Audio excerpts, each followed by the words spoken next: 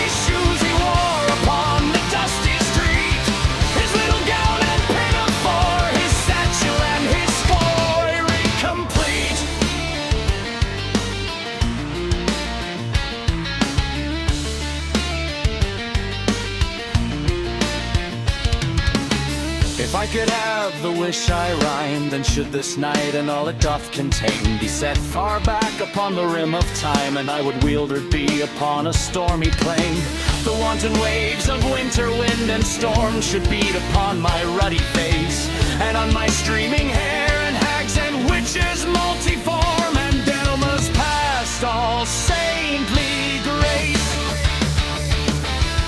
should hover around me in the sleety air. If then hungry, cold, and frightened by these imps of sin, and breathless all with buffeting the storm, betimes I would arrive at some old English inn, wainscoted high and warm. The fire should blaze in antique chimney place, and on the high back settles here and there the village gossip and the merry laugh should follow, brimming cups of half and half. Before the fire in hospitable chair, the landlord fat should bask his shining face, and slowly twirl his pewter can, and there in his consummate grace the perfect lord of wit, the immortal man, the only Shakespeare of this earth should say.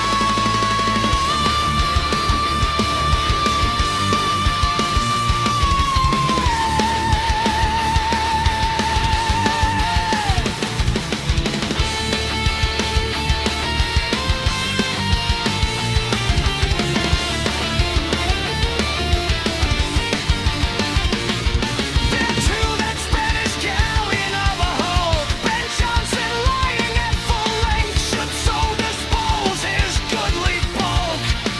that he might lie at ease upon his back, to test the tone and strength of Boniface's Cherisac. And there should be some compeers of these two rare wits and poets of the land, whom all good England knew, and who are now her dear forget-me-nots. And they should lounge on Shakespeare's either hand, and sip their punch from clear old cans and pots. But then such drollery should begin, such wit flash out, such humor run around the fire in this old English inn. The veriest clod would be convulsed with fun, and Boniface's merry sides would aid then his round belly like a pudding shake.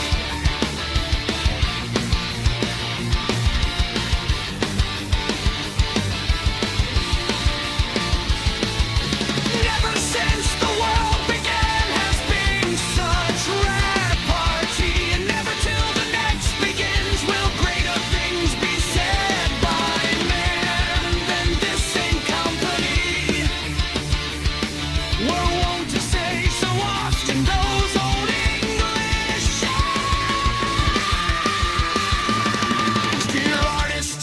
ye paint this picture mine, do not forget the storm that roars above, the merry din and laughter within north.